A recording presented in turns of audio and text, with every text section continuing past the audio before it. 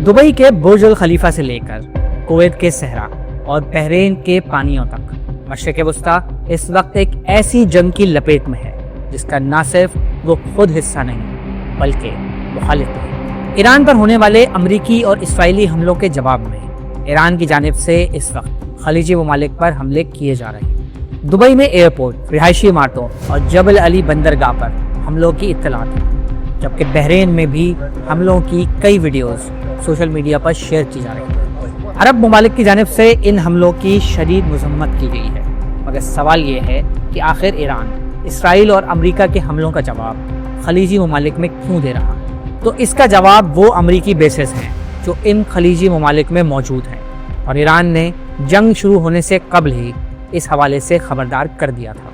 मशरिक़ वस्ता में अमेरिका के कई बड़े फौजी अड्डे मौजूद हैं, जिनमें सबसे बड़ा फौजी बेस कतर में अल उदैद बेस है, जो कि यूएस सेंटकॉम के हेडक्वार्टर्स के तौर पर भी इस्तेमाल होता है। बहरीन में अमेरिका की 5th नेवल हेडक्वार्टर का फ्लीट मौजूद है, जबकि कुवैत में भी 2 अमेरिकी अड्डे मौजूद हैं, जिनमें कैंप एफरेज है और अल सलीम बेस शामिल है।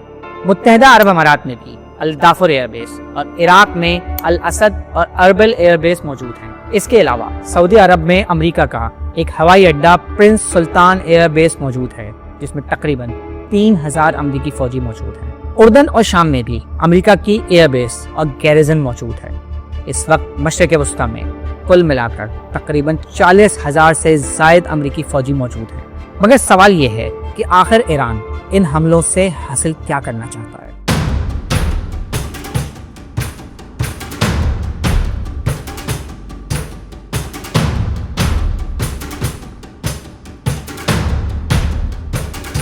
ईरान इस वक्त जो है वो डू और डाई की सिचुएशन में है, और ईरान को ये रियलाइजेशन है कि वो अपनी सर्वाइवल की जंग लड़ रहा है, क्योंकि अगर उसने सही से रिटेलिएट ना किया या लिमिटेड रिटेलिएट किया या कुछ कंस्ट्रेंट का मुजाहरा किया तो उनकी हुकूमत और उनका जो एक रेवोल्यूशनरी सेटअप है उसके लिए काफ़ी ज़्यादा बड़ा खतरा बन सकता है।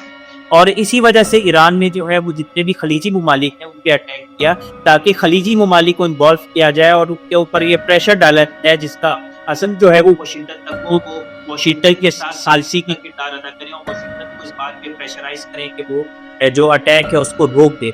लेकिन इसमें ये बात भी मद्देनजर रखने की ज़रूरत है कि देयर इज़ अ चांस कि खलीजी ममालिक भी ईरान के अटैक्स के बाद जो है वो ईरान के मुखालिफ हो सकते हैं। हमने देखा कि सऊदी अरेबिया का बयान आया है जिसने सऊदी अरेबिया ने ईरान के जो हमले हैं उसकी मजम्मत की है।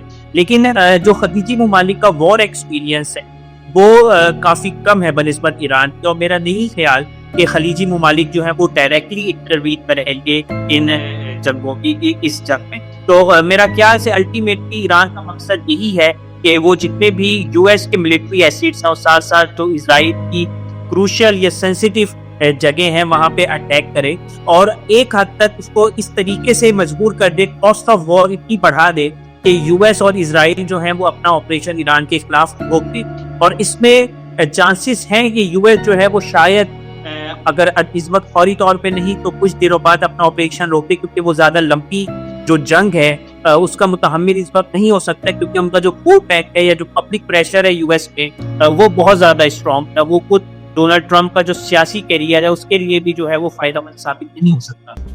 मज़ीद न्यूज़ अपडेट्स और डिजिटल स्टोरीज के लिए सब्सक्राइब करें डॉन न्यूज़ पाकिस्तान।